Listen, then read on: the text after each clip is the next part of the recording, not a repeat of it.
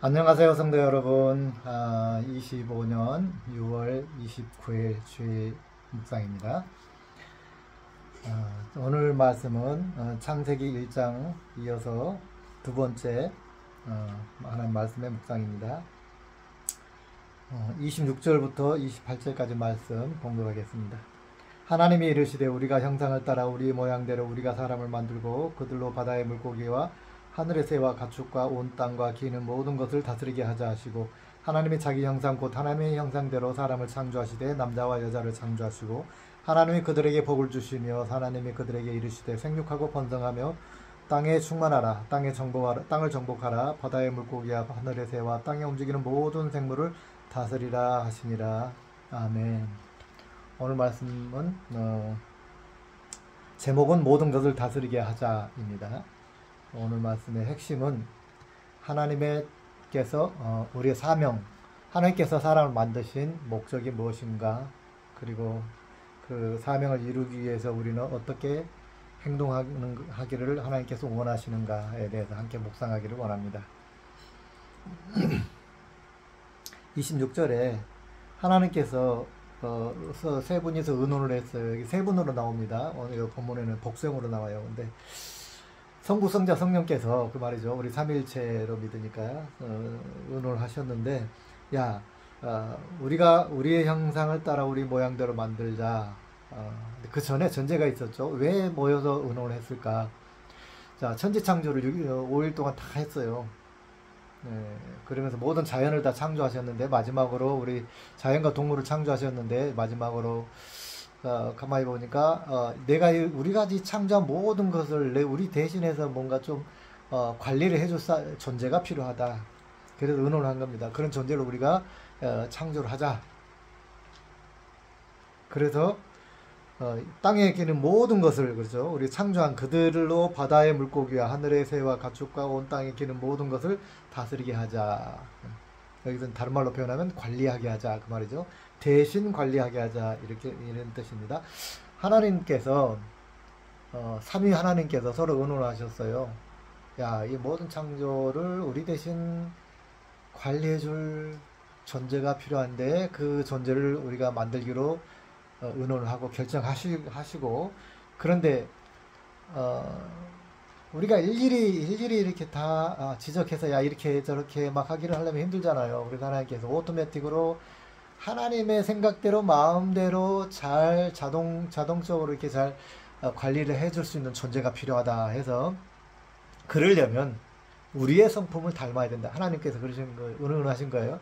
그러면 우리의 모양대로, 우리 성품대로, 우리의 생각대로, 우리의 마음을 갖는 그런 존재를 만들어야 되겠다. 그래서 만든 것이 아담입니다.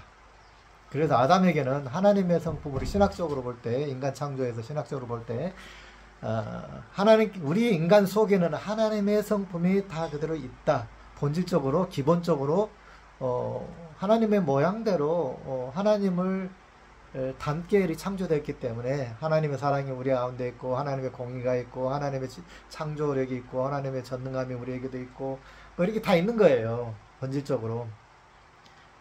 그런데, 우리가 타락함으로 인해서 그 본질에, 하나님 성품의 본질이 사라지고 형태만 남았다, 조금 남았다, 이렇게 이제 학자들이 설명을 합니다. 어쨌든 우리는 하나님의 모양대로 하나님처럼 우리는 지음을 받았는데, 단지 우리는 하나님이 아니다. 그 고백을 위해서 에덴 동산에 선악과가 필요했던 거예요. 생명나무과 선악과가 두 개가 있다고 그러잖아요, 에덴 동산에. 근데 하나님께서 하나만 금지하셨어요. 굳이 두 개 다 금지해도 되고 하나만 금지해도 되는데, 그냥 상징적으로 하나만 금지하신 거예요. 그거는 논란의 의지가 없을 것 같아요. 그냥 선악과를 따먹지 말아라, 그런 거예요. 하나의 명령만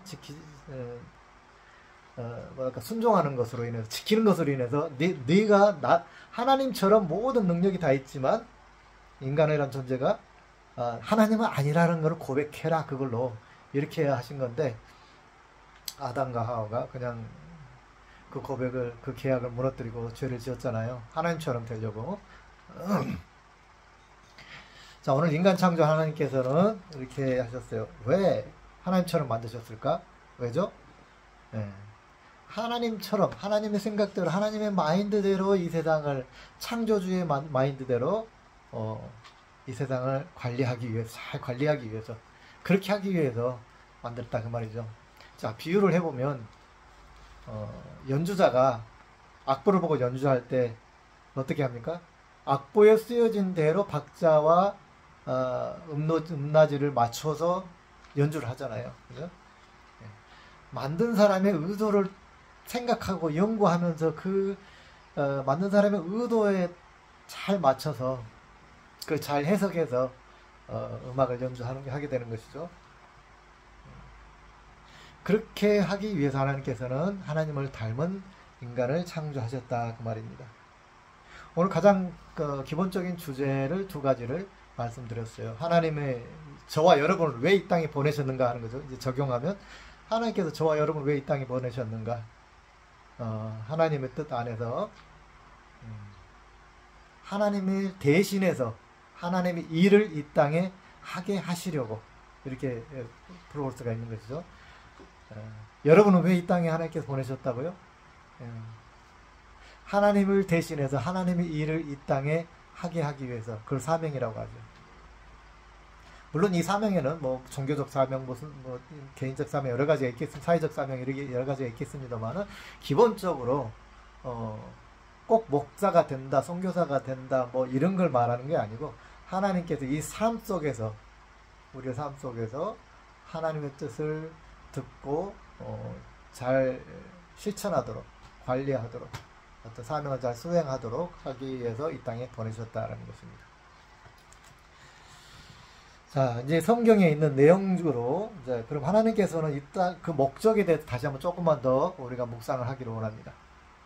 하나님께서 아담을 만드시면서 무엇을 원하셨을까 하는 거예요. 물론 우리가 지금까지 앞서 이야기한 점은 우리의 뭐랄까 행동, 뭐 관리, 삶 이런 것들을 이야기한 거죠. 자, 또 한 가지를 말씀을 드리면 하나님의 성품대로 지음을 받았다 그랬잖아요. 거기서 몇 가지 우리가 하나님 우리를 지으신 목적을 찾아볼 수가 있습니다. 맨 먼저 성경에 다이렉트로 나와 있는 본문이 바로 내가 내 영광을 위해 창조한 자를 내게 오라. 이사야서 몇 장인지 까먹었습니다. 이사야서 여러분 컴퓨터로 이렇게 쳐보시면 내가 내 영광을 위하여 창조한 자를 내게 오게 하라 그랬습니다. 그래서 하나님의 우리를 통해서 하나님의 영광이 드러나야 된다는 것입니다. 우리 창조 목적 두 번째. 첫 번째로는 우리가 하나님 보내신 사명을 우리가 감당하면서 사는 걸 말해요. 근데 그 사명을 감당한다는 것이 구체적으로 이제 좀 무엇이냐는 거죠. 그거는 하나님의 영광이 우리를 통해서 드러나는 것, 이것이 우리의 사명이다 그 말이죠. 그래서 그러잖아요. 너희들이 무엇이든, 예수님께서 너희들 무엇을 먹든지 마시든지 무엇을 하든지 다 하나님의 영광을 위하여 하라 그러잖아요. 제사 음식에 대해서 논란이 막 나타나고 그랬을 때에 그러죠. 바울이 그랬나요? 우리의 삶의 목적은 그래서 하나님의 사명을 보내신 사명을 이 땅에서 감당하는 것인데, 그 사명의 구체적인 내용들, 방향성은 무엇이냐? 하나님의 영광을 나를 통해서 드러내는 거예요. 하나님의 영광이 내 삶 속에서 드러나는 것을 말하는 거예요. 그래서 그것은 전도의 행위도 될 수 있고, 뭐 직장 생활의 삶도 될 수 있고, 뭐 여러 가지 친구 관계의 우정의 관계도 될 수 있고, 아무튼 모든 내 삶을 통해서 그 말이에요. 딱 어떻게 제한되어 있다고 보기 어려워요. 우리 삶 속에서, 그래서 또 그리스도의 향기라고 그러잖아요. 그리스도인의 향기를 품는 사람이 되라 그러잖아요. 그런 것처럼 우리들 삶 자체를 통해서 하나님의 영광이 드러나야 된다 하는 것입니다. 저 사람을 보면 정말 하나님의 영광이 그 안에 있는 것, 하나님의 은혜가 있는 것 같아. 저 사람 보면 정말 하나님의 은혜가 넘치는 것 같아. 성령이 충만한 것 같아. 정말 저 사람 하나님의 사랑이 정말 그 안에 있는 것 같아. 이런 거죠. 정말 저 사람의 말로 참 그리스도인이야. 뭐 이런 말 듣는 것. 이런 말을 듣는 것을 통해서 하나님의 영광을 드러낸다 그 말입니다. 이것이 우리 삶의 목적이다 그 말이에요. 여러분 이제 사랑이 하나님의 성품 여러 가지가 있는 중에 우리가 제일 먼저 꼽으라고 한다면 보통 우리는 사랑을 말하죠. 하나님의 성품 사랑, 또 하나님의 성품 창조, 하나님의 성품 공의, 그죠? 사랑과 공의, 이 두 가지가 굉장히 상충되는 느낌이 있는데 사람의 부족한 생각으로는 상충되는 느낌이 있습니다. 그런데 하나님의 사랑과 공의 이것이 우리 안에 있어야 된다 그 말이에요. 여러분 최근에 어쨌든 우리가 정치적인 그런 어려움이 우리나라에 있었는데 정말 그곳에 사랑과 공의가 있었는가? 우리 그리스도인들이, 우리 목사들이, 지도자들이, 영적 지도자들이 정말로 사랑과 공의를 그 안에서 가지고 있었는가? 아니면 내 의지, 아니 내 이익, 내 교회의 의지, 이익 뭐 이런 것들로 인해서 좌우됐는가? 또는 어떤 이념에 의해서 좌우됐는가? 이런 것들을 우리가 한번 반성해 볼 필요가 있습니다. 자, 사랑에 대해서 한번 생각해 보겠습니다. 하나님은 우리를 사랑하신다. 아멘. 맞죠? 하나님은 우리를 사랑하십니다. 하나님은 사랑의 하나님이라고 그랬어요. 요한 1서에 하나님은 사랑의 하나님입니다. 그 사랑의 하나님, 사랑은 어떻게 하는 거죠? 첫 번째 사랑의 조건, 사랑을 하려면 첫 번째 조건이 뭐예요? 대상이 있어야 돼, 대상이. 그죠? 사랑할 대상이 있어야 돼요. 하나님 자연을 만들어 놓고 자연을 사랑할 수도 있습니다. 그런데 하나님이 사람을 만드신 이유는 반응을 해주잖아요. 사람은. 그죠? 그래서 하나님께서는 사람을 만드셔서 사람과 사랑을 하시기 위해서 사람을 만드셨다. 이렇게 또 우리가 한번 생각해 볼 수가 있습니다. 하나님은 사랑을 하기 원하는데 사랑의 대상으로서 우리 사람을 만드셨다. 어떠세요? 우리는 사랑받기 위해 태어난 사람 그러잖아요. 왜 그 찬양을 우리가 부를까요? 우리는 하나님의 사랑을 받기 위해 태어난 사람이고 내 이웃의 사랑을 받기 위해 태어난 사람인 거예요. 그죠? 관계성이죠. 관계성. 예수님께서 그러셨죠. 율법사가 예수님에게 무엇이 가장 큰 율법입니까? 그러니까 예수님께 대답하시기를 내 주 하나님을 사랑하고 내 이웃을 내 몸같이 사랑하라 그랬잖아요. 사랑이죠. 하나님의 그 사랑의 성품을 우리 속에 넣으셔서 하나님께서 우리를 사랑한 것처럼 우리도 하나님을 사랑하고, 그죠? 우리도 하나님을 사랑하고, 또 내 이웃을, 우리의 이웃을, 나 혼자 존재하면은 또 사랑할 대상이 없어요. 그래서 하나님께서 사랑할 대상 두고 아담, 하와를 주셨잖아요. 아담 혼자 있을 때는 사랑을 나눌 수가 없어요. 물론 자연과 사랑한다 뭐 그런 말도 있지만, 어쨌든 동등한 인격체를 상대로 사랑할 존재가 없어요. 그래서 너희들끼리 사랑함을 통해서 하나님의 사랑을 드러내라. 그래서 다른 사람을 주셨어요. 그 사람이 이제 여자죠. 그런데 이게 좀 더 발전해서 이웃과의 사랑 그러는 거예요. 남자와 여자의 사랑뿐만이 아니라 이것이 사랑의 가장 기초적인 셀이죠. 셀. 참 사랑에 대해서 참 많이 생각을 해볼 필요가 있는데 하나님의 사랑은 무엇이고 이성 간의 사랑은 무엇이고 이웃 간의 사랑은 무엇인가 뭐 이렇게 우리는 생각을 많이 하죠. 그런데 가면 생각해 보면 하나님과의 사랑이 가장 본질적이죠. 아가페 사랑. 근데 이성과의 사랑, 부부 간의 사랑 이게 또 그 다음에 강력한 것이잖아요. 하나님께서 왜 이런 것들도 주셨을까? 그 다음에 이웃 간의 사랑, 우정, 친구 간의 사랑, 가족 간의 사랑 뭐 이렇게 쫙 있어요. 우리는 그걸 구분을 하지만 그 본질은 어디서 흘러나왔는가를 생각해 볼 필요가 있어요. 본질은 하나님과의 사랑에서 흘러나왔겠죠. 그 다음에는 뭐예요? 부모 자식 간의 사랑, 하나님과의 사랑, 그 다음에 부모 자식 간의 사랑, 아가페적인 사랑, 그 다음에는 이성 간의 사랑이 나와요. 인간관계의 사랑, 그죠? 인간관계의 사랑. 사람이 둘 이상이 있어야 사랑을 하게 되잖아요. 사랑할 수가 있잖아요. 그래서 하나님께서는 사랑의 대상인 하와를 창조해 주셨다. 그 말이죠. 자, 오늘 어떻게 우리가 이 땅에서 우리의 사명을, 창조적 사명을 감당하면서 살 것인가 하는 것을 묵상함에 있어서 우리 두 가지 예를 들었어요. 뭐 여러 가지 있겠죠. 그 뒤로 굉장히 많이 있을 겁니다. 주제들은. 첫째는 하나님의 영광을 위해서, 그리고 두 번째로는 사랑을 위해서, 그죠? 사랑하기 위해서, 하나님의 사랑을 받고 사랑하기 위해서. 내가 사랑을 실천함으로 인해서 하나님의 영광이 나를 통해서 드러나게 된다. 내가 은혜와 자비를 불쌍히 여김을 실천함에 통해서 하나님의 영광이 나를 통해 드러나게 된다. 하나님의 영광을 받게 된다. 이런 말씀입니다. 이런 걸 우리가 묵상하고자 하는 것입니다. 우리가 창조적 삶, 여기서 원래 오늘 과의 원래 이제 큰 주제는 타이틀은 그리스도인의 창조적인 삶 안에 있는 겁니다. 그리스도인의 창조적인 삶. 그리고 지난주 주제가 그거고요. 이번 주 그리스도인의 사명이에요. 사명. 지난주 걸 잠깐 리바이브를 해보면 그리스도인의 창조적인 삶이 과연 무엇인가. 참 좋았더라. 하나님 보시기에 참 좋았더라거든요.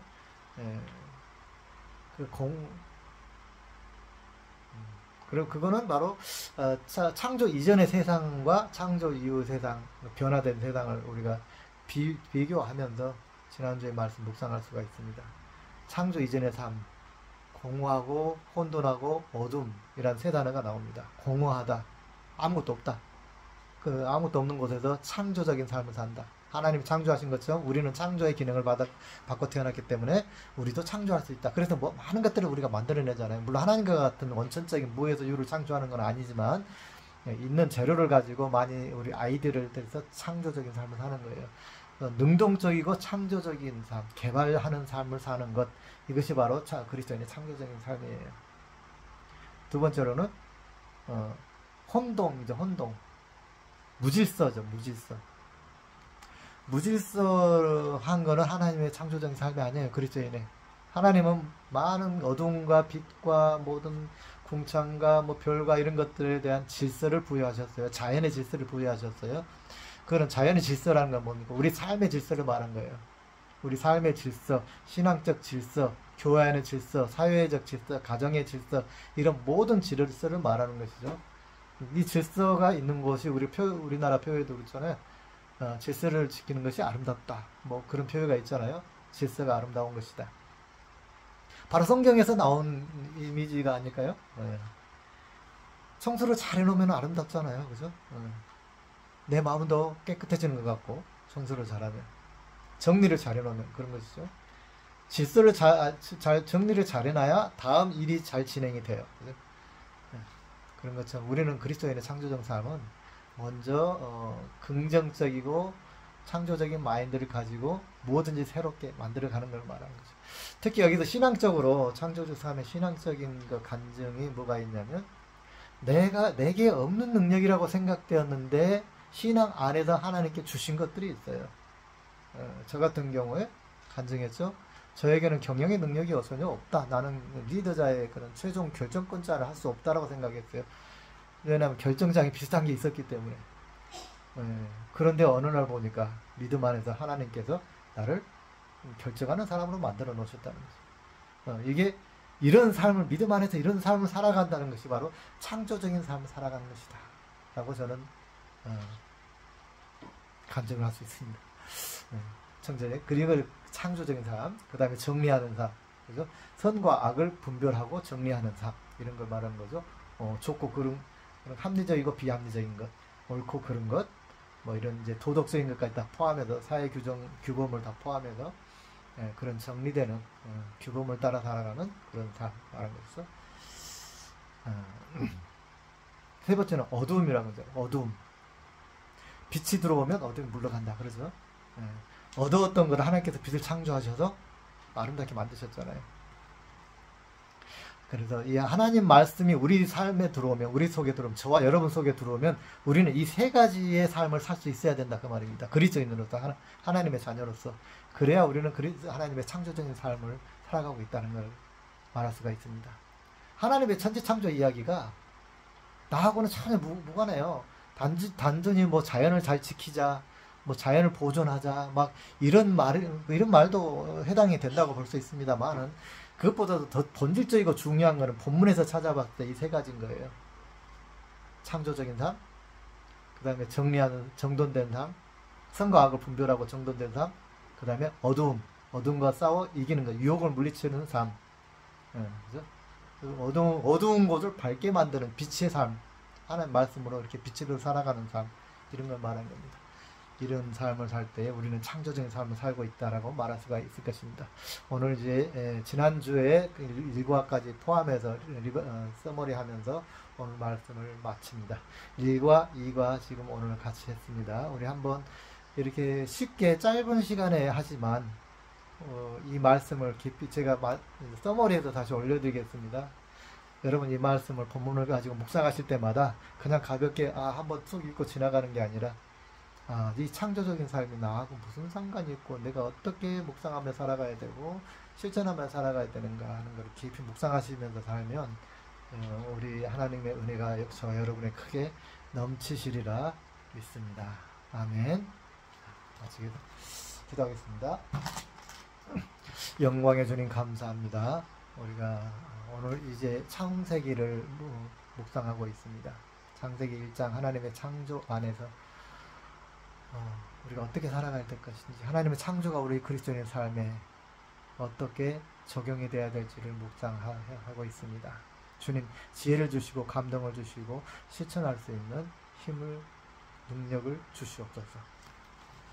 이제는 우리 주 예수 그리스도의 은혜와 하나님 아버지의 무한하신 사랑과 성령님의 교통하심이 창조적인 삶 속에서 하나님이 주신 사명을 잘 감당하여 주께 영광이 되는 삶을 살기를 소망하는 하나님의 자녀들 머리에 이제부터 영원까지 함께 하시기를 간절히 축원하옵나이다. 아멘.